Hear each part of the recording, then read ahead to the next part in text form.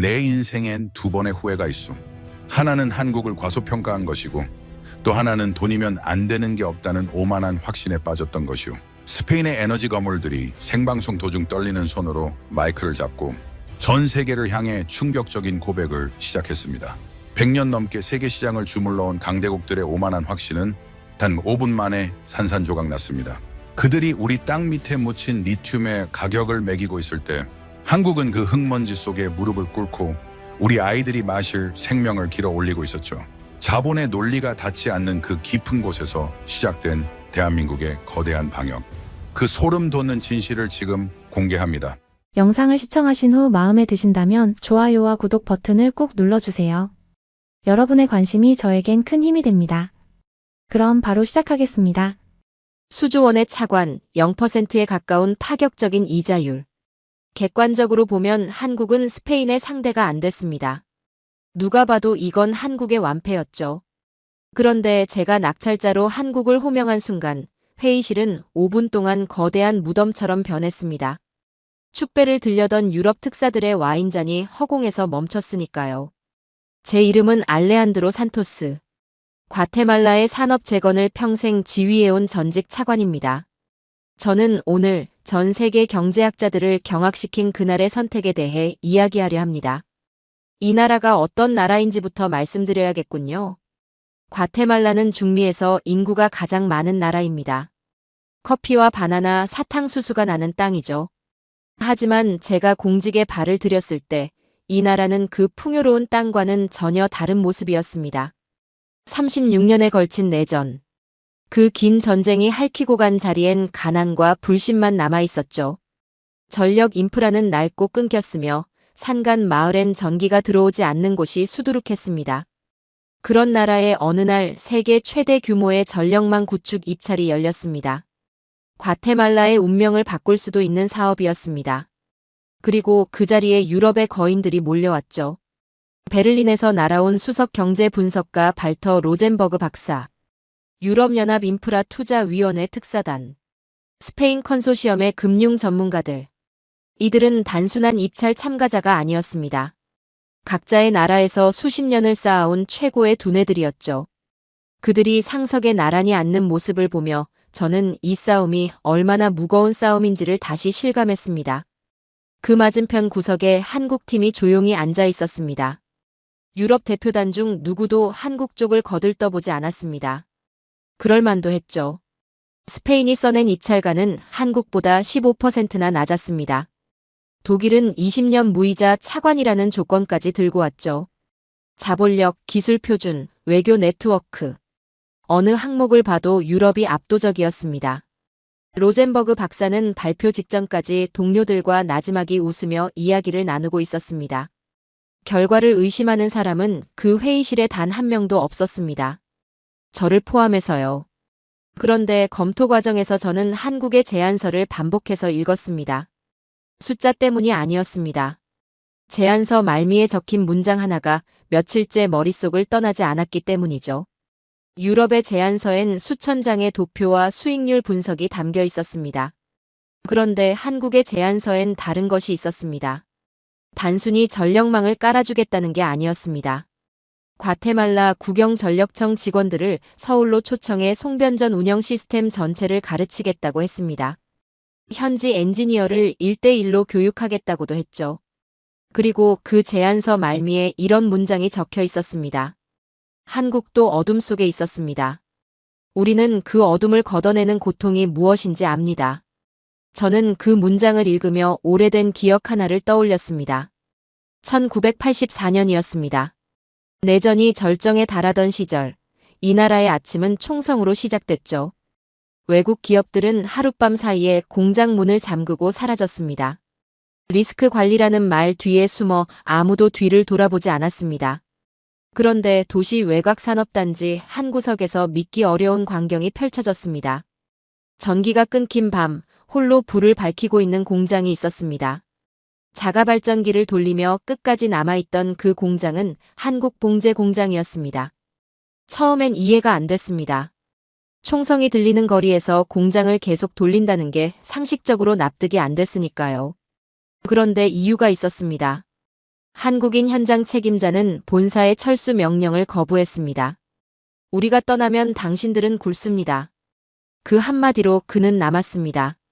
공장 근처에서 교전이 벌어지는 와중에도 기계를 고치고 원단을 날랐습니다.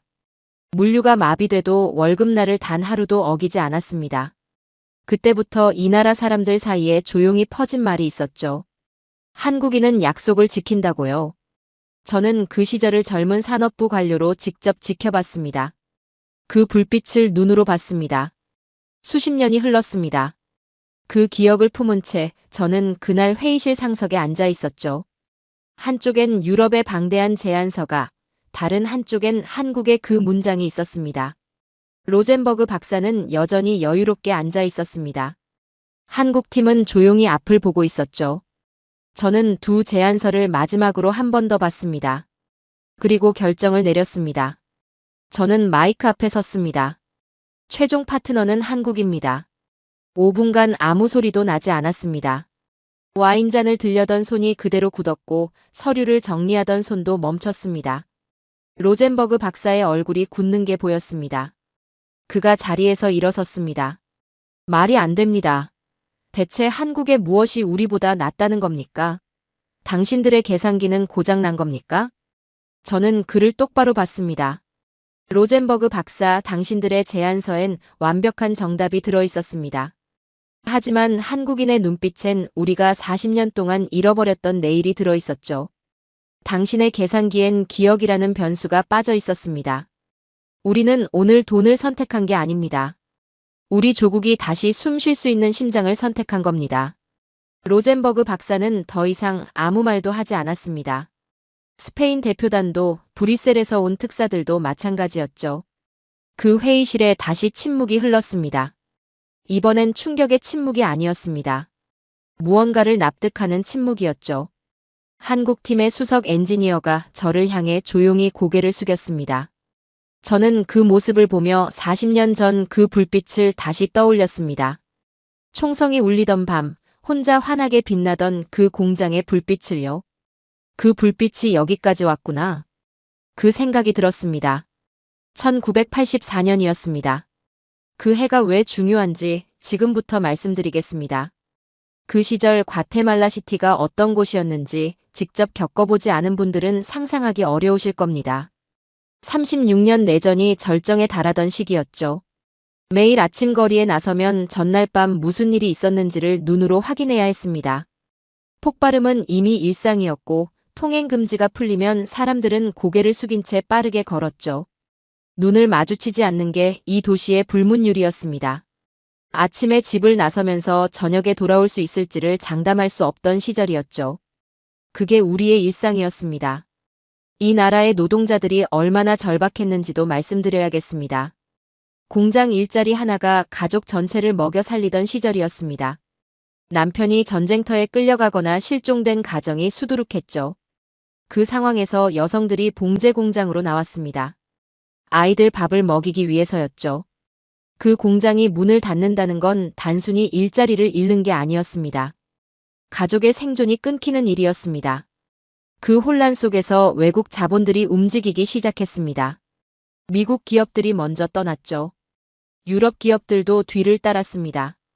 일본 기업들도 마찬가지였죠. 리스크 관리라는 말이 그들의 이탈을 정당화했습니다. 하룻밤 사이에 공장 문이 잠겼고 다음 날 아침이면 주차장에 차 한 대 남아있지 않았죠. 그 공장에서 일하던 노동자들은 출근했다가 잠긴 문 앞에서 발길을 돌려야 했습니다. 이유를 아는 사람도 없었고 설명해주는 사람도 없었죠. 그냥 버려진 겁니다. 연이은 공장 폐쇄 소식을 보고서로 받아 적으면서 이 나라의 산업 기반이 무너지는 걸 숫자로 확인하고 있었습니다. 막을 방법이 없었죠. 전쟁이 끝나지 않는 한 외국 자본이 돌아올 이유가 없었으니까요. 그 무력감이 어떤 건지 지금도 선명하게 기억합니다. 보고서를 쓰면서 손이 떨렸던 날도 있었습니다. 숫자 하나하나가 사람의 생계였으니까요. 그러던 어느 밤이었습니다. 도시 전체가 단전으로 암흑에 잠겨 있었죠. 통행금지 시간이었고 거리는 텅 비어 있었습니다. 그런데 외곽산업단지 방향에서 불빛이 보였습니다. 희미하지 않았죠. 환하게, 거침없이 빛나고 있었습니다. 처음엔 화재인가 싶었습니다. 그런데 불빛은 움직이지 않았죠. 흔들리지도 않았습니다. 다음 날 확인했더니 한국 봉제 공장이었습니다. 자가발전기를 직접 돌리며 밤새 가동하고 있었던 겁니다. 솔직히 말씀드리면 처음엔 이해가 안 됐습니다. 아니, 이해하려 하지 않았다는 게 맞겠군요. 당시 상황에서 남아있다는 건 누가 봐도 무모한 일이었죠. 세상 어디에도 그걸 합리적이라고 볼 사람은 없었습니다. 그런데 그 공장은 계속 돌아갔습니다. 다음 날도 그 다음 날도요.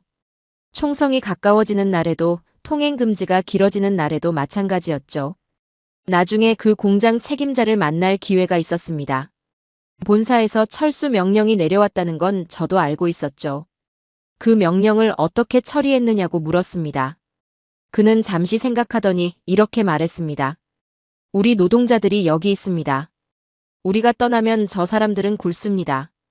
그게 전부였죠. 거창한 논리도 미사여구도 없었습니다. 본사 명령보다 눈앞의 사람이 먼저였던 겁니다. 저는 그 말을 듣고 한동안 아무 말도 못했습니다. 그 사람이 한국인이 아니었다면 저는 그 말을 믿지 않았을 겁니다. 하지만 그는 실제로 그 자리를 지켰으니까요. 말이 아니라 행동으로 증명한 사람이었죠. 공장 안 상황은 더 놀라웠습니다. 교전이 벌어지는 날에도 한국인 관리자들은 작업장을 떠나지 않았죠. 총성이 가까워지면 노동자들을 건물 안쪽으로 들이고 상황이 잠잠해지면 다시 기계 앞에 앉혔습니다. 미싱이 고장나면 직접 고쳤죠. 부품이 없으면 다른 방법을 찾았습니다. 납기가 있었기 때문이죠. 납기를 지켜야 노동자들에게 월급을 줄 수 있었으니까요.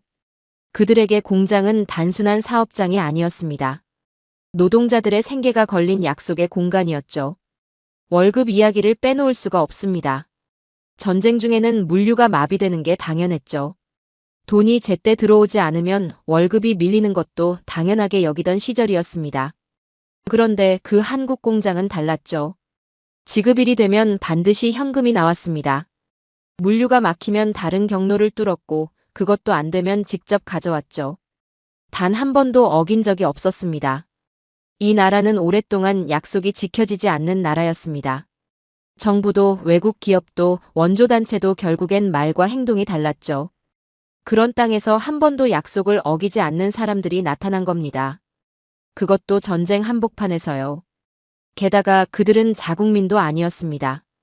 자신들과 아무런 혈연도 역사도 없는 과테말라 노동자들을 위해 본사 명령을 거부하고 남은 사람들이었죠. 그게 얼마나 큰 충격이었는지 말로는 다 전하기가 어렵습니다. 한 가지를 더 말씀드리겠습니다.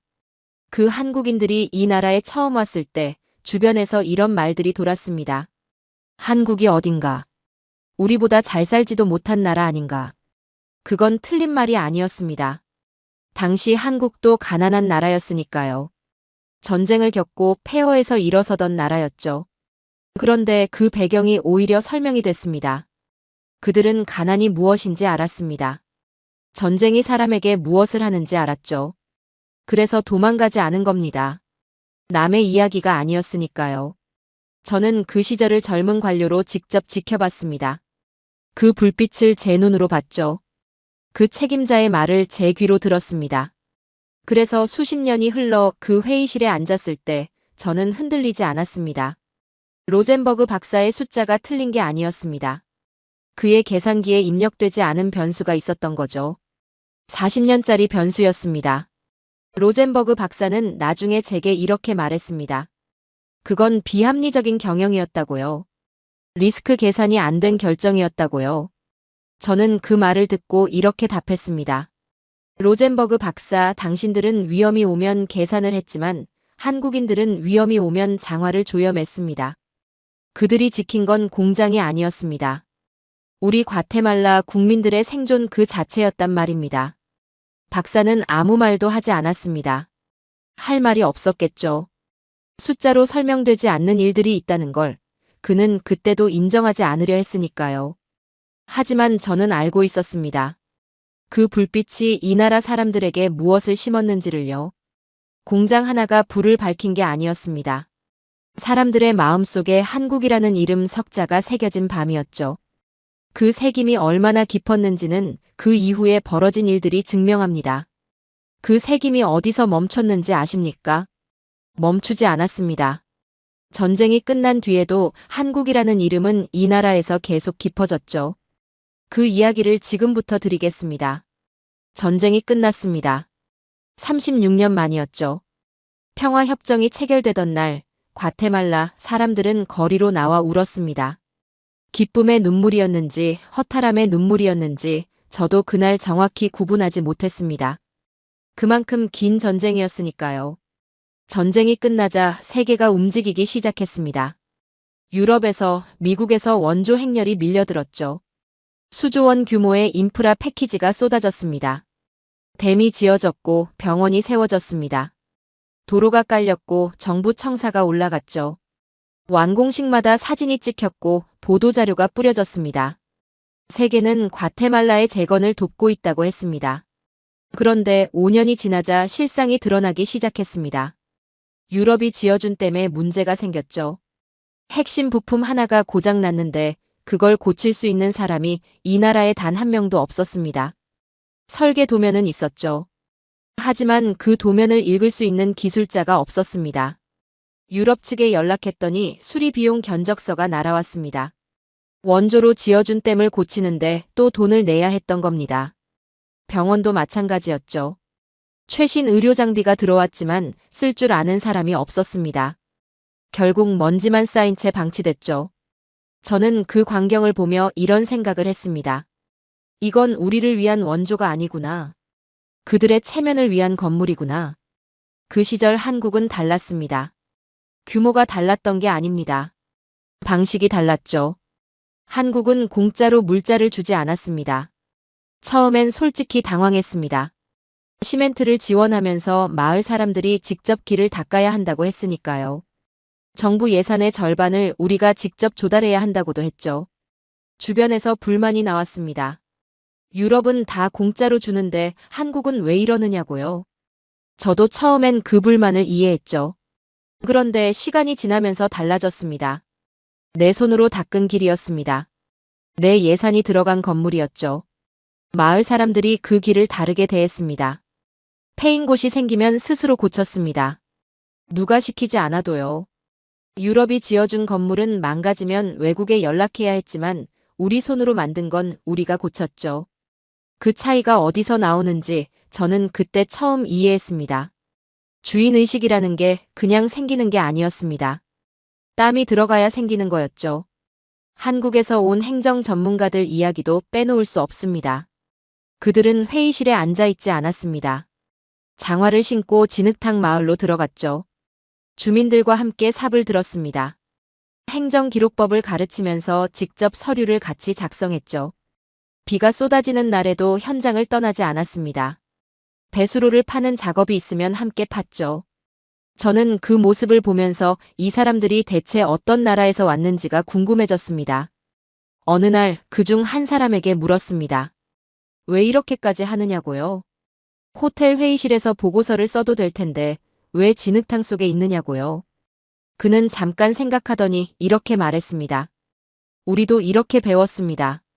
현장에 없으면 아무것도 모르는 겁니다. 그리고 덧붙였죠. 우리나라도 전쟁 후에 이 길을 걸었습니다.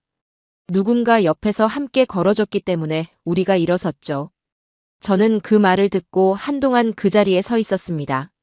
전쟁을 겪은 나라가 전쟁을 겪은 나라의 손을 잡은 겁니다. 그게 단순한 원조가 아니었던 이유가 거기 있었죠. 기술 이전 방식도 달랐습니다. 유럽은 전문가를 보내 시스템을 구축하고 떠났습니다. 한국은 봉제 라인 반장들을 직접 한국으로 데려갔죠.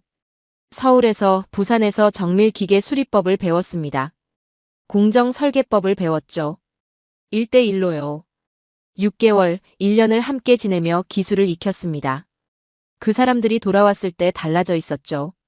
기술만 배운 게 아니었습니다. 한국이라는 나라가 어떻게 일어섰는지를 눈으로 보고 온 사람들이었습니다. 맨손으로 산업을 일군 나라의 현장을 직접 밟고 온 거였죠. 그 사람들이 훗날 이 나라 제조업의 중추가 됐습니다. 로젠버그 박사가 들러리라고 비웃던 한국이 그 입찰에서 이길 수 있었던 건 바로 그 사람들이 이 나라에 있었기 때문이죠. 한국식 행정 시스템 도입도 빼놓을 수 없습니다. 이 나라의 행정은 오랫동안 부패의 온상이었습니다. 예산이 어디로 흘러가는지 아무도 몰랐죠. 세금이 거쳐도 어디에 쓰이는지 투명하지 않았습니다. 한국은 디지털 행정망을 이식했습니다. 예산이 공개됐고 집행 과정이 기록됐습니다. 담당자가 누구인지 추적이 됐죠. 부패가 설 자리가 줄어들었습니다. 세수가 늘었습니다. 그 돈이 다시 행정 서비스로 돌아왔죠. 이 나라 관료 사회에 적지 않은 충격이었습니다. 수십 년간 당연하게 여기던 방식이 흔들렸으니까요. 유럽 원조 단체들은 보고서를 쓰고 떠났습니다. 한국인들은 현지에 뿌리를 내렸죠. 그들이 전수한 건 돈도 건물도 아니었습니다. 기계가 멈췄을 때 스스로 고치는 법이었습니다. 예산을 투명하게 쓰는 법이었죠. 문제가 생겼을 때 외국에 손 벌리지 않고 스스로 해결하는 법이었습니다. 그것이 이 나라를 구호 대상국에서 파트너국으로 바꿔놓은 겁니다. 로젠버그 박사는 그 모든 과정을 두고 비효율적인 방식이라고 했습니다. 직접 지어주는 게 더 빠르고 효과적이라고 했죠. 저는 그 말을 듣고 이렇게 답했습니다. 로젠버그 박사, 당신들은 우리에게 물고기를 던져주고 사진을 찍었습니다. 한국은 우리에게 그물을 짜는 법을 가르치며 함께 밤을 지새웠죠. 당신들은 우리를 가난한 자로 대우했지만 한국은 우리를 함께 일어설 동반자로 예우했습니다. 당신의 제안서엔 차관은 있었지만 자립은 없었소. 우리가 왜 한국의 손을 잡았는지 이제 조금은 이해가 가십니까? 자립이라는 게 하루아침에 완성되지는 않습니다. 그 긴 여정 위에 또 다른 시련이 찾아왔죠. 이번엔 사람이 만든 재앙이 아니었습니다. 땅이 무너지고 하늘이 닫혔습니다. 파카야 화산이 폭발했습니다. 수십 년 동안 잠들어 있던 화산이 깨어나며 농경지를 순식간에 덮어버렸죠. 새카만 화산재가 밭을 뒤덮었고 씨앗을 뿌려도 싹이 트지 않았습니다. 그리고 그 뒤를 이어 가뭄이 찾아왔죠. 3년이었습니다.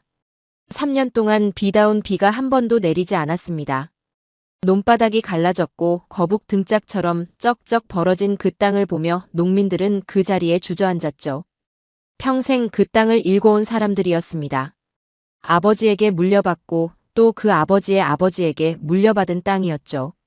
그 땅이 죽어가는 걸 손 놓고 바라볼 수밖에 없었습니다. 산간 마을에서 아이들이 굶기 시작했죠. 작물이 없으니 팔 것도 없었고 팔 것이 없으니 살 것도 없었습니다. 도시로 나와 일자리를 찾는 농민 가족들이 늘어났죠. 저는 그 보고를 받으며 이 나라의 뿌리가 흔들린다는 걸 실감했습니다. 과테말라는 농업의 나라였습니다. 국민의 절반 이상이 농업으로 먹고 살던 나라였죠. 그 농업이 무너지면 이 나라도 함께 무너지는 거였습니다. 국제 농업 기구들이 움직이기 시작했습니다. 유럽 전문가들이 왔죠. 그들은 위성 사진을 분석했고 토양 데이터를 들여다봤습니다. 그리고 결론을 냈죠. 회복 불능이라고요. 화산재로 뒤덮인 토양은 정상화까지 최소 10년이 걸린다고 했고 가뭄까지 겹쳤으니 현실적으로 어렵다고 했습니다. 그 말을 듣고 저는 분노했습니다. 10년을 기다리라는 말이 그 10년 동안 굶으라는 말로 들렸으니까요. 데이터는 냉정했지만 그 데이터 뒤에 있는 사람들의 얼굴은 그 어떤 수치로도 담을 수 없는 것이었죠. 한국 농업 박사들이 도착한 건 그 직후였습니다. 그들이 공항에서 한 첫 번째 행동이 무엇인지 아십니까? 정장을 벗었습니다. 가방에서 장화를 꺼냈죠. 그리고 회의실로 가지 않았습니다. 곧장 현장으로 향했죠. 화산재가 쌓인 밭으로 걸어 들어가더니 맨손으로 흙을 파기 시작했습니다. 뜨거운 흙 속에 손을 집어넣고 냄새를 맡고 질감을 느끼고 색깔을 확인했죠. 유럽 전문가들이 위성 사진으로 내린 결론을 그들은 맨손으로 다시 검토하기 시작했습니다. 옆에서 지켜보던 농민들이 처음엔 어리둥절한 표정을 지었습니다. 양복을 입고 왔다가 진흙을 뒤집어 쓰는 사람들을 본 적이 없었을 테니까요. 그들의 진단은 달랐습니다. 불가능하지 않다고 했죠. 어렵지만 방법이 있다고 했습니다. 물이 없으면 물을 아끼는 방식으로 농사를 지으면 된다고 했죠. 점적 관수 기술이었습니다. 파이프를 땅속에 깔고 작물뿌리 바로 옆에 물방울을 조금씩 떨어뜨리는 방식이었죠. 물을 위에서 뿌리는 게 아니라 뿌리가 있는 곳으로 직접 스며들게 하는 겁니다. 같은 양의 물로 몇 배나 많은 작물을 살릴 수 있는 기술이었죠. 농민들은 반신반의했습니다. 3년 동안 하늘만 바라보다 실망을 거듭해온 사람들이었으니까요. 새로운 무언가를 믿을 힘이 남아있지 않았던 겁니다. 한국 박사들은 말로 설득하지 않았습니다. 직접 보여줬죠. 시범 밭을 만들었고 파이프를 직접 깔았으며 종자를 직접 심었습니다. 농민들 옆에 쪼그려 앉아서 함께 흙을 만졌죠. 밤이 되면 도시 숙소로 돌아가지 않았습니다. 농가 창고에 간이 침대를 놓고 그 자리에서 잠을 잤죠. 처음엔 그 모습이 낯설었습니다. 왜 저러나 싶었죠. 고향에 가족도 있을 텐데 왜 남의 나라 농가 창고에서 자는가 싶었습니다. 나중에 한 박사에게 물어봤습니다. 그는 이렇게 말했습니다. 농사는 현장을 떠나면 모르는 겁니다. 흙이 매일 달라지거든요. 그리고 잠시 뒤 덧붙였죠. 우리 아이들이 배고픈 건 못 참습니다. 저 아이들도 마찬가지 아닙니까? 저는 그 말을 듣고 한동안 아무 말도 하지 못했습니다. 종자 개량도 병행했습니다. 이 땅의 기후에 맞는 품종을 새로 만들어야 했으니까요. 기존 종자로는 화산재 토양에서 버티기 어려웠습니다. 한국 박사들은 낮에는 밭에 있었고 밤에는 연구를 이어갔죠. 현지 토양 성분을 분석하고 수분 보유력이 높은 품종을 찾아 교배했습니다. 그 과정이 몇 달이었죠. 지루하고 고된 작업이었습니다. 성과가 나올 때까지 몇 번이나 처음부터 다시 시작해야 했죠. 그런데 그들은 멈추지 않았습니다. 그 과정에서 한 박사가 개량 품종에 이름을 붙였습니다. 그 마을에서 가장 가난한 농민의 딸 이름이었죠. 마리아였습니다. 이유를 물었더니 이렇게 답했습니다. 이 아이가 어른이 됐을 때 이 땅이 살아있길 바라서입니다. 저는 그 말을 듣고 말문이 막혔죠. 기술자가 할 수 있는 말이 아니었습니다. 이 나라를 자기 나라처럼 여기는 사람만이 할 수 있는 말이었습니다. 첫 수확이 이루어지던 날을 지금도 기억합니다. 뙤약볕 아래 메말랐던 그 땅에서 옥수수 줄기가 올라왔죠. 이전보다 3배가 넘는 수확이었습니다. 채소도 마찬가지였죠. 농민들이 그 작물을 두 손으로 안았습니다. 말이 없었죠. 한국 박사의 손을 잡고 놓지 않는 노인이 있었습니다. 평생 이 땅을 일군 주름진 손이었죠. 그 손이 떨리고 있었습니다. 감사하다는 말조차 제대로 나오지 않았던 겁니다. 그냥 잡고 있었습니다. 그게 전부였지만 그걸로 충분했죠. 저는 그 광경을 보며 유럽 전문가들이 했던 말을 떠올렸습니다. 회복 불능이라던 그 말을요. 로젠버그 박사, 당신들은 하늘만 바라보며 비가 오지 않는다고 했습니다. 하지만 한국인들은 비가 오지 않으면 땅 밑에 길을 내서라도 물을 끌어왔죠. 그들이 심은 건 씨앗이 아니었습니다. 어떤 시련에도 굴하지 않는 의지였고 이 땅을 포기하지 않겠다는 약속이었죠. 당신의 분석기엔 땅의 눈물을 닦아주는 한국인의 진심은 계산되지 않았겠지만 우리 농민들은 그 눈물을 기억하고 있습니다. 땅을 살리는데 수년이 걸렸습니다. 그 긴 싸움이 끝나기도 전에 이번엔 하늘에서 재앙이 내려왔죠. 눈에 보이지도 않는 적이었습니다. 2020년이었습니다. 처음엔 먼 나라 이야기였죠. 뉴스에서 흘러나오는 낯선 소식이었습니다. 그런데 순식간에 달라졌죠. 국경이 닫히고 항공편이 끊겼습니다. 도시가 멈췄고 사람들이 집 안으로 사라졌죠. 과테말라도 예외가 아니었습니다. 병원부터 무너지기 시작했죠. 중증 환자들이 몰려들었는데 집중치료실 병상이 턱없이 부족했습니다. 산소통이 바닥났죠. 병원 복도에 간이 침대가 줄지어 놓였고 그 위에서 환자들이 숨을 헐떡였습니다. 의료진은 쓸 수 있는 장비가 없었고 장비를 구하려 해도 구할 수가 없었죠. 강대국들이 자국 의료물자 수출을 전면 금지했기 때문이었습니다. 미국도 유럽도 이웃 나라들도 하나같이 국경을 닫았죠. 저마다 자국민이 먼저라고 했습니다. 과테말라는 완벽하게 고립됐죠. 저는 그 시절을 생각하면 지금도 가슴이 서늘합니다. 도움을 요청할 곳이 없었죠. 돈이 있어도 살 수 없는 것들이 있었습니다. 병원에서 하루에도 몇 명씩 숨을 거뒀고 보건부는 사망자 수를 집계하다가 손을 놓을 지경이었죠. 정부 회의에서 손을 쓸 수 없다는 말이 나왔습니다. 저는 그 회의에 있었죠. 수십 년을 공직에서 보냈지만 그날만큼 무력했던 적이 없었습니다. 강대국들이 문을 걸어 잠근 채 자국 백신 재고를 쌓아두는 동안 우리 병원 복도에선 산소가 부족해 사람이 죽어가고 있었으니까요.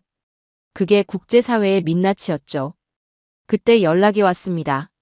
한국에서였죠. 화물기가 출발했습니다. 우리가 요청하기도 전이었습니다. 공식 절차도 협의도 외교 문서도 없었죠. 그냥 띄웠습니다. 진단키트와 방호복, 산소 발생기를 가득 실은 화물기였죠. 저는 그 연락을 받고 잠시 말을 잃었습니다. 요청도 안 했는데 화물기가 출발했다고요? 이게 무슨 말인지 한 번만 생각해 보십시오. 전 세계가 국경을 닫고 자국민만 챙기던 그 순간에 한국은 우리가 말을 꺼내기도 전에 비행기를 띄운 겁니다. 그게 한국이었습니다. 저는 그날 공항에 나가 있었죠. 활주로가 텅 비어 있었습니다. 항공편이 끊긴 지 오래된 공항이었죠. 적막했습니다. 그 텅 빈 활주로에 한국 화물기가 내려앉았습니다. 화물칸이 열리고 상자들이 쏟아져 나왔죠. 상자마다 스페인어로 문구가 적혀 있었습니다. 당신들의 숨을 우리가 지키겠습니다. 저는 그 문구를 읽으며 주먹을 쥐었죠. 눈물이 나오려는 걸 참았습니다. 칠순을 바라보는 나이에 공항 활주로에서 울 수는 없었으니까요. 하지만 솔직히 말씀드리면 아슬아슬했습니다. 물자만 온 게 아니었죠. 한국 의료진이 화상으로 연결됐습니다. 시차가 있었죠. 한국은 우리가 낮을 때 밤이었습니다. 그런데 그들은 새벽에 일어났죠. 우리 의료진과 실시간으로 연결해서 중증 환자 처치법을 가르쳤습니다. 환자를 분류하는 법, 산소 발생기를 운용하는 법, 감염 확산을 막는 동선관리법을 메모로 전수했죠. 한국어와 스페인어가 뒤섞인 그 메모를 우리 의료진은 손에서 놓지 않았습니다. 단 한 명의 환자라도 더 살리기 위해서였죠. 한국 의료진도 마찬가지였습니다. 자기 나라 밤잠을 포기하면서 남의 나라 환자를 걱정했습니다. 세상 어디서 그런 나라를 찾을 수 있겠습니까? 한국이 전수한 건 물자와 기술만이 아니었습니다. 감염자 동선을 추적하고 데이터를 관리하는 방역 시스템 전체를 우리 보건부에 이식했죠. 누가 언제 어디서 누구와 접촉했는지를 추적하는 시스템이었습니다. 도입 초기엔 행정 인력이 따라가기 버거웠지만 한국 측이 교육을 병행했죠.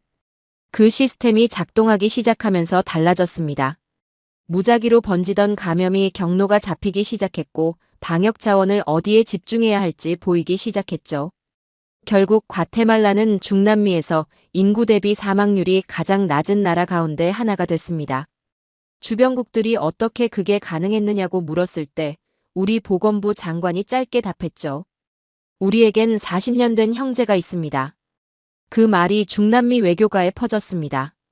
각국 대사들이 과테말라 대사관에 연락을 해왔죠. 어떻게 하면 한국과 그런 관계를 맺을 수 있느냐고요. 저는 그 이야기를 전해 듣고 혼자 웃었습니다. 40년이 걸린 관계를 하루아침에 만들 수는 없다고요. 그 와중에 한국 정부 관계자가 건넨 말이 있었습니다. 조용히, 그리고 짧게 한 말이었죠. 1950년 우리가 전쟁으로 숨이 넘어갈 때 당신들이 보내준 물자를 우리는 70년 동안 잊지 않았습니다. 저는 그 말을 전해 듣고 한참을 멍하니 있었습니다. 70년이었죠. 70년 전 이 나라가 보낸 작은 원조를 한국은 잊지 않고 있었던 겁니다. 저는 그 말을 들으며 오래전 돌아가신 아버지를 생각했습니다. 그 시절 과테말라가 보낸 원조에 어떤 마음이 담겨 있었는지 그걸 받은 사람들이 70년 뒤에도 기억하고 있다는 사실을요. 씨를 뿌린 사람은 수확을 보지 못할 수도 있습니다. 하지만 씨는 반드시 어딘가에서 자라고 있죠. 우리가 70년 전에 뿌린 그 씨앗이 팬데믹의 한복판에서 거대한 숲이 되어 우리를 지켜준 겁니다. 현지의 한국인 의사들 이야기도 빼놓을 수 없습니다. 대형 병원만이 아니었죠. 의료 인프라가 전혀 없는 빈민가로 직접 들어간 한국인 의사들이 있었습니다. 진료비를 받지 않았죠. 장비를 등에 지고 골목 안으로 걸어 들어가 환자를 봤습니다. 그 사람들이 왜 그랬는지 저는 굳이 묻지 않았습니다. 이미 알고 있었으니까요. 1984년 그 공장 책임자가 왜 남았는지와 같은 이유였죠. 한국 사람들은 원래 그런 사람들이었습니다.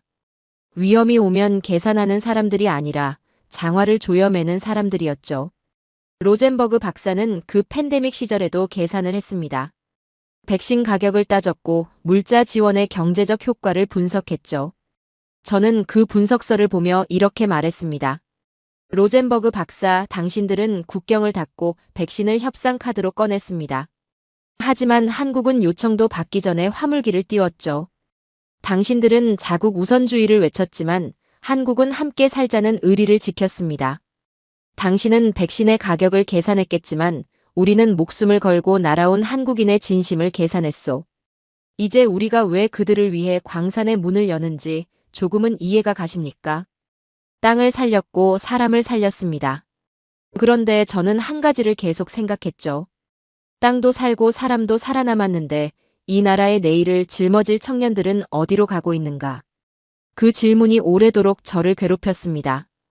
그 시절 과테말라 청년들에게 선택지는 사실상 두 가지였습니다. 갱단에 들어가거나 국경을 넘거나였죠. 일자리가 없었습니다.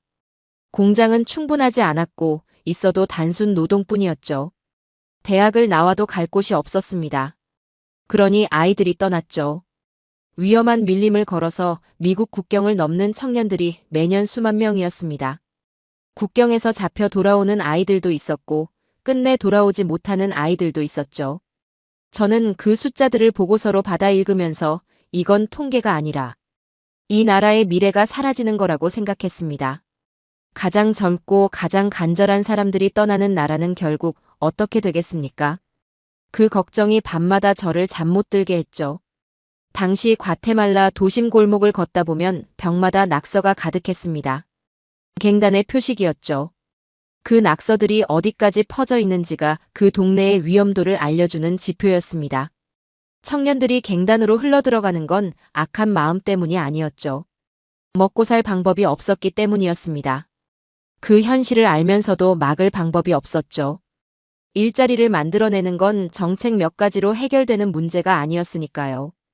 저는 그 무력감을 공직 생활 내내 안고 살았습니다. 한국이 연수 프로그램을 제안해온 건 그 무렵이었습니다.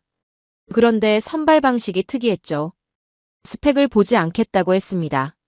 학점도 출신 학교도 집안 배경도 필요 없다고 했죠. 가장 가난하지만 가장 간절한 아이들을 보내달라고 했습니다. 저는 그 말을 듣고 잠시 멈췄죠. 가장 가난하지만 가장 간절한 아이들이라고요. 그게 기준이라고요. 보통 해외 연수 프로그램이라고 하면 성적 우수자를 뽑고 영어 점수를 따지고 부모의 직업을 확인하는 게 일반적이었습니다. 그런데 한국은 정반대였죠. 한국 담당자가 덧붙인 말이 있었습니다. 어디서 왔는지는 중요하지 않습니다. 우리가 세계 최고의 엔지니어로 만들겠습니다. 저는 그 말을 듣고 한국이 왜 그런 기준을 세웠는지 생각했습니다. 가난한 나라에서 출발해 기술로 일어선 나라였기 때문이겠죠. 배경이 아니라 의지가 사람을 만든다는 걸 그들은 자기 나라 역사로 이미 증명했으니까요. 선발된 청년들이 한국으로 떠났습니다. 100명이었죠. 그 아이들 중에는 미국 국경을 넘으려다 강제 송환된 아이도 있었고 갱단과 연을 끊고 새 출발을 원하던 아이도 있었습니다. 형편이 어려운 아이들이었고 내세울 스펙이 없는 아이들이었죠. 저는 그 아이들을 공항에서 배웅했습니다. 솔직히 반신반의했죠. 한국이 약속한 대로 될까 싶었습니다. 저 아이들이 첨단 기술을 배울 수 있을까 싶기도 했죠. 주변에서도 회의적인 시각이 많았습니다. 가난한 아이들을 데려다 놓으면 뭐가 달라지겠느냐고요. 그런데 6개월 뒤 돌아온 아이들을 보고 저는 그 의구심을 완전히 거뒀습니다. 눈빛이 달라져 있었죠. 떠날 때의 그 불안하고 어두운 눈이 아니었습니다. 단단했죠. 무언가를 확신하는 눈이었습니다. 그 아이들이 한국에서 무엇을 배웠는지 들어봤죠. 코딩을 배웠다고 했습니다. 시스템 설계를 배웠다고 했죠. 그런데 그것만이 아니었습니다. 한국의 스타트업 현장에서 일하면서 실패해도 다시 일어서는 문화를 몸으로 배웠다고 했습니다. 밤을 새워 만든 것이 망해도 다음날 다시 시작하는 사람들을 봤다고 했죠. 그게 충격이었다고 했습니다. 과테말라에서는 한 번 실패하면 끝이었거든요. 다시 기회가 오지 않는다는 걸 당연하게 여기며 자란 아이들이었습니다. 그런데 한국에서는 실패를 경험으로 쌓는 사람들을 봤다고 했죠. 넘어져도 일어나는 게 이상한 일이 아닌 나라를 처음 본 겁니다. 그 경험이 아이들을 바꿔놓았죠. 돌아온 청년들이 바로 움직이기 시작했습니다. 농민들이 기상 정보를 실시간으로 받아볼 수 있는 앱을 만들었죠. 시장 상인들이 스마트폰으로 결제를 받을 수 있는 시스템을 개발했습니다. 정부 행정 서비스를 디지털로 연결하는 플랫폼도 만들었죠. 자기 나라 문제를 자기가 배운 기술로 풀기 시작한 겁니다. 그 아이들 사이에서 말이 퍼졌습니다. 우리는 이제 미국으로 도망치지 않습니다. 우리가 이 나라를 바꿀 겁니다. 그 말이 언론을 탔고 과테말라 전역으로 퍼졌죠. 저는 그 기사를 읽으며 한참을 가만히 있었습니다. 불과 몇 년 전만 해도 국경을 넘으려 했던 아이들이었습니다. 그 아이들의 입에서 나온 말이었죠. 한국 기업들이 현지에 공동 연구소를 짓기 시작했습니다. 현지 청년들을 우선 채용하는 조건이었죠. 기술을 주고 떠나는 게 아니라 함께 만들어가는 생태계를 구축한 겁니다. 그 연구소 앞을 지나다 보면 늦은 밤에도 불이 켜져 있었습니다. 1984년 내전 중에 혼자 불을 밝히던 한국 공장이 떠올랐죠. 그때 그 불빛이 이 나라 사람들에게 무언가를 심었던 것처럼 이 불빛도 다음 세대에게 무언가를 심고 있다는 생각이 들었습니다. 그 연구소에서 일하는 청년들의 얼굴을 보면 예전에 그 어둡고 지친 표정이 없었습니다. 자기가 하는 일이 무엇인지 아는 사람들의 얼굴이었죠. 로젠버그 박사는 이 모든 걸 보면서도 여전히 회의적이었습니다. 빈민가 출신 청년들이 IT 산업을 이끌 수 있겠느냐고 했죠. 숫자로 보면 아직 미미하다고 했습니다. 저는 그 말을 듣고 이렇게 답했습니다. 로젠버그 박사, 당신들은 우리 청년들에게 미국으로 가는 비자를 줬습니다. 하지만 한국은 이 나라를 바꿀 수 있다는 기술과 자신감을 줬죠. 당신들은 우리 인재를 자원으로 봤지만 한국은 그들을 나라를 세울 기둥으로 대우했습니다. 당신의 분석서엔 우리 청년들의 바뀐 눈빛은 기록되지 않았겠지만 그 눈빛이야말로 우리가 한국을 선택한 가장 확실한 이유였소. 이제 우리의 다음 세대가 누구의 손을 잡고 달릴지 보이십니까? 청년들이 바뀌었습니다. 그런데 이 나라를 진짜로 바꾸려면 청년들의 눈빛만으로는 부족했죠. 돈이 필요했습니다. 자원이 필요했죠. 그리고 그 자원이 이 땅 밑에 잠들어 있었습니다. 과테말라 산맥 깊은 곳에서 거대한 광맥이 발견됐습니다. 리튬이었죠. 전 세계가 전기차 시대로 달려가던 그 시점에 이 나라 땅 밑에서 하얀 석유가 나온 겁니다.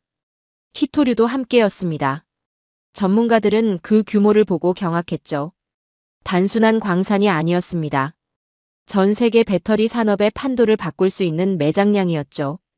이 발견이 축복인지 저주인지 저는 처음에 확신하지 못했습니다.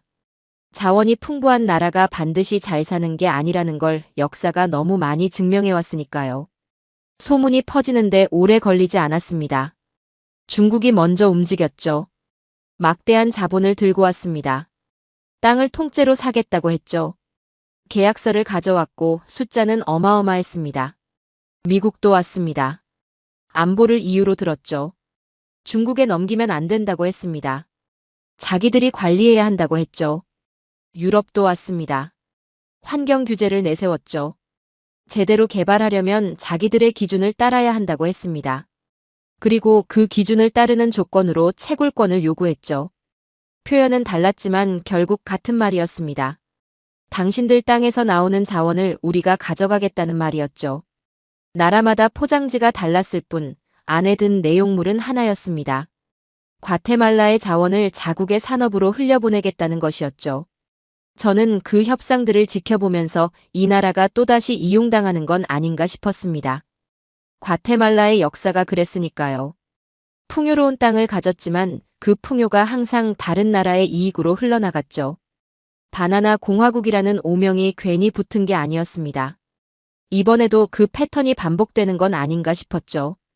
회의실에서 강대국 대표들의 이야기를 들으며 저는 속으로 이 사람들이 우리 땅에서 무엇을 보고 있는지를 생각했습니다. 자원을 보고 있었습니다. 사람은 보지 않았죠. 그 차가운 눈빛들이 회의실을 채우고 있었습니다. 누군가의 조국이 아니라 누군가의 광산을 보는 눈빛이었습니다. 한국이 제안서를 들고 온 건 그 무렵이었습니다. 그런데 다른 나라들과 시작부터 달랐죠. 첫 마디가 달랐습니다. 우리는 흙을 사러 오지 않았습니다. 저는 그 말을 듣고 고개를 들었죠. 계속 들어보라는 뜻이었습니다. 한국 측은 이렇게 말했습니다. 원석을 캐서 가져가는 게 아니라 이 땅 위에 배터리 소재 가공 단지를 직접 짓겠다고 했죠. 과테말라를 원료 수출국이 아니라 첨단 소재 생산국으로 만들겠다는 거였습니다. 채굴에서 실어가는 게 아니라 이 땅에서 완성품에 가까운 소재를 만들어내는 공장을 세우겠다는 거였죠. 그 공장에서 일하는 사람들은 과테말라 사람들이 되는 거였습니다. 저는 그 제안을 듣고 잠시 말이 없었습니다. 다른 나라들이 채굴권을 달라고 할 때 한국은 공장을 짓겠다고 했으니까요. 그 차이가 어느 정도인지 아십니까? 채굴권은 자원을 팔아넘기는 겁니다. 공장은 자원을 바탕으로 산업을 만드는 거죠. 하나는 땅을 파내는 거고 하나는 나라를 세우는 겁니다. 그 차이가 그 회의실에서 가장 선명하게 보였습니다.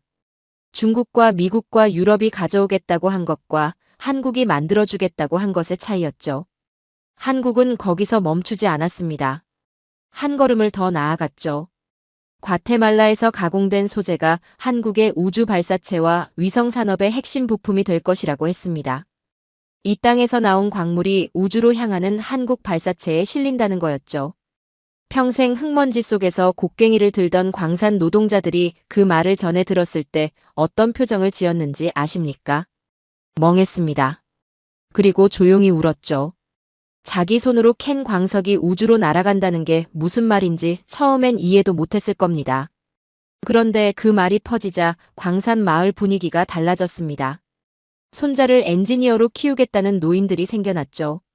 평생 광부로 살았지만 손자만큼은 다른 삶을 살게 하겠다던 그 노인들의 눈빛을 저는 지금도 기억합니다. 그 눈빛을 만들어낸 게 한국의 제안 한마디였죠. 유럽이 환경 규제를 들고 나왔을 때도 한국은 달랐습니다. 탄소 배출 기준이 강화되면 과테말라 같은 나라는 개발 자체가 어려워진다는 게 유럽의 논리였죠. 사실상 개발을 막으면서 그 자원에 대한 통제권을 쥐려는 전략이었습니다. 규제를 앞세워 우리 손발을 묶어두려는 거였죠. 한국은 그 규제를 걸림돌로 보지 않았습니다. 재생에너지 기반의 친환경 재련소를 현지에 함께 짓겠다고 했죠. 환경 기준을 맞추는 기술을 자기들이 가져오겠다는 거였습니다. 유럽이 규제로 문을 잠그려 할 때 한국은 기술로 그 문을 열어버린 거였죠. 전 세계 투자자들이 그 장면을 보고 경악했습니다. 협상 테이블에서 저런 카드가 나올 수 있다는 걸 아무도 예상하지 못했으니까요. 로젠버그 박사도 그 순간만큼은 말을 잃었습니다. 자기가 가져온 무기가 무력화되는 걸 눈앞에서 봤으니까요. 최종 결정을 앞둔 날 밤, 저는 오래 생각했습니다. 중국의 자본은 압도적이었죠. 미국의 정치적 영향력도 무시할 수 없었습니다. 유럽의 기술 표준도 현실적인 선택지였죠. 숫자만 놓고 보면 어느 쪽을 선택해도 나름의 논리가 있었습니다. 그런데 저는 그 밤에 숫자를 보지 않았습니다. 40년을 떠올렸죠. 1984년 그 불빛을 떠올렸습니다. 전쟁 중에도 남아서 약속을 지킨 사람들을요. 농가 창고에서 잠을 자며 종자를 개량한 박사들을요. 요청도 받기 전에 화물기를 띄운 나라를요. 그 40년이 저에게 말하고 있었습니다. 숫자는 언제든 바뀌지만 40년은 바뀌지 않는다고요. 저는 한국의 손을 잡았습니다. 로젠버그 박사가 그 결정을 듣고 또 따져들었습니다. 경제적으로 최선의 선택이 아니라고 했죠. 저는 그 말을 듣고 이렇게 답했습니다. 로젠버그 박사, 당신들은 우리 땅 밑에 묻힌 돌덩이를 봤습니다. 하지만 한국은 우리 청년들이 직접 가공해 우주로 쏘아 올릴 미래의 심장을 봤죠. 당신들은 우리를 공급처로 봤지만 한국은 우리를 우주시대의 전우로 봤습니다. 당신의 계산기엔 함께 성장하자는 한국인의 철학은 입력되지 않았겠지만 그 철학이 지금 전 세계 공급망을 다시 짜고 있다는 사실이 보이지 않으십니까? 우리의 광물이 한국의 날개를 달고 달로 향하는 날이 옵니다. 그 장관을 당신들의 계산기가 막을 수 있겠소. 저는 지금 이 자리에서 지난 40년을 돌아보고 있습니다. 내전의 총성 속에서 혼자 불을 밝히던 공장. 가뭄으로 갈라진 땅에 무릎을 꿇고 흙을 만지던 박사들. 요청도 받기 전에 날아온 화물기. 빈민가 청년들을 세계 최고의 엔지니어로 만들겠다던 약속. 이 모든 것이 하나의 선으로 이어집니다. 한국이라는 이름의 선으로요. 그 선이 얼마나 길고 깊은지 저는 40년을 살면서 조금씩 깨달아왔습니다. 그리고 오늘 그 선의 끝에 서 있습니다. 낙찰 결과가 발표된 다음 날 로젠버그 박사가 다시 찾아왔습니다. 이번엔 혼자였죠. 어제의 격앙된 모습이 아니었습니다. 지쳐 보였고 무언가를 납득하려 애쓰는 표정이었죠. 그는 자리에 앉더니 이렇게 말했습니다. 산토스 차관, 나는 25년 동안 이런 결정을 분석해왔습니다. 하지만 당신의 결정은 내 어떤 모델로도 설명이 안 됩니다. 저는 그 말을 듣고 잠시 생각했습니다. 그리고 이렇게 답했죠. 박사, 그게 바로 당신들의 모델에 문제가 있다는 증거 아닙니까? 로젠버그 박사는 아무 말도 하지 않았습니다. 저는 계속했습니다. 당신들이 가져온 건 숫자였습니다. 완벽한 숫자였죠. 이자율, 차관 규모, 수익성 분석. 어느 항목 하나 흠잡을 데가 없었습니다. 그런데 그 숫자들 어디에도 이 나라 사람들의 이야기는 없었습니다. 우리가 얼마나 오랫동안 버텨왔는지, 무엇을 잃었는지, 무엇을 원하는지. 그건 당신들의 계산기에 입력할 수 있는 값이 아니었으니까요. 그래서 당신들은 틀린 겁니다. 숫자가 틀린 게 아니라 무엇을 계산해야 하는지를 몰랐던 거죠. 경제학을 공부한 사람이 경제의 주인공인 사람을 빠뜨리는 건 지도를 그리면서 땅을 빠뜨리는 것과 같습니다. 당신들의 제안서는 그런 지도였습니다. 유럽이 이 나라에 원조를 해준 건 사실입니다. 부정하지 않습니다. 하지만 그 원조가 어떤 방식이었는지는 분명히 말해야겠습니다. 당신들은 항상 우리를 가난한 이웃으로 봤습니다. 도움을 받아야 하는 대상으로 봤죠. 그 시선이 원조의 방식에 고스란히 담겨 있었습니다. 화려한 건물을 지어주고 사진을 찍었습니다. 관리 기술은 주지 않았죠. 물고기를 던져주고 칭찬을 들으려 했습니다. 그물을 짜는 법은 가르쳐주지 않았죠. 우리는 한 번도 당신들 앞에서 동등한 존재였던 적이 없었습니다. 그 불평등한 시선이 수십 년 동안 이 나라 사람들의 자존심을 갉아먹었습니다. 원조를 받으면서도 당당할 수 없었던 건 받는 방식이 우리를 항상 약자로 규정했기 때문이죠. 한국은 달랐습니다. 처음 만났을 때부터 달랐죠. 그들은 우리를 가난한 나라로 보지 않았습니다. 아직 가능성이 발현되지 않은 나라로 봤죠. 그 차이가 모든 걸 달리 만들었습니다.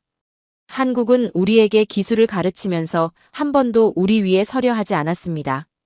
항상 옆에 섰죠. 장화를 신고 진흙탕에 함께 들어갔고 농가 창고에서 함께 밤을 지샜으며 전쟁 중에도 자리를 지켰습니다. 그게 협력이었죠. 당신들이 말하는 원조와는 근본적으로 다른 것이었습니다. 한국은 우리에게 무언가를 줄 때 항상 우리 스스로 할 수 있도록 가르쳤습니다. 받는 사람이 아니라 만드는 사람이 되도록 했죠. 그 차이가 지금의 과테말라를 만들었습니다. 이번 결정이 발표되자 전 세계 경제 언론이 들끓었습니다. 유럽의 자본을 꺾은 한국의 신뢰라는 제목들이 쏟아졌죠. 분석가들은 과테말라의 선택을 두고 저마다 이유를 추측했습니다. 정치적 계산이라고 한 사람도 있었고 반서방 정서라고 분석한 사람도 있었습니다. 틀렸습니다. 그 어떤 분석도 정확하지 않았죠. 이유는 단 하나였습니다. 40년이었습니다. 40년 동안 쌓인 것들이 이 결정을 만들었죠. 총성이 울리는 밤에도 남아있던 사람들. 갈라진 땅에 무릎을 꿇고 흙을 만지던 사람들. 요청도 받기 전에 비행기를 띄운 사람들. 그 사람들의 나라를 선택한 겁니다. 세상에서 가장 긴 제안서는 수천 장짜리 도표가 아닙니다. 40년짜리 행동이었죠. 여러분이 40년 전에 이 나라로 보내준 것들을 기억하십니까? 봉제 공장에서 만든 옷가지들, 이름도 남기지 않은 엔지니어들의 땀방울들. 그것들이 이 나라의 심장을 살렸습니다. 여러분은 그것이 얼마나 큰 일인지 몰랐을 겁니다. 당연하죠. 씨앗을 뿌리는 사람은 그 씨앗이 어떤 나무가 될지 보지 못하는 경우가 많으니까요. 하지만 그 씨앗은 이 땅에서 자랐습니다. 그리고 지금 거대한 숲이 됐죠. 그 숲 아래에서 지금 과테말라의 청년들이 꿈을 키우고 있습니다. 한국이라는 나라에 대해 한 가지만 더 말씀드리겠습니다. 저는 살면서 많은 나라를 만났습니다. 강한 나라들을 많이 봤죠.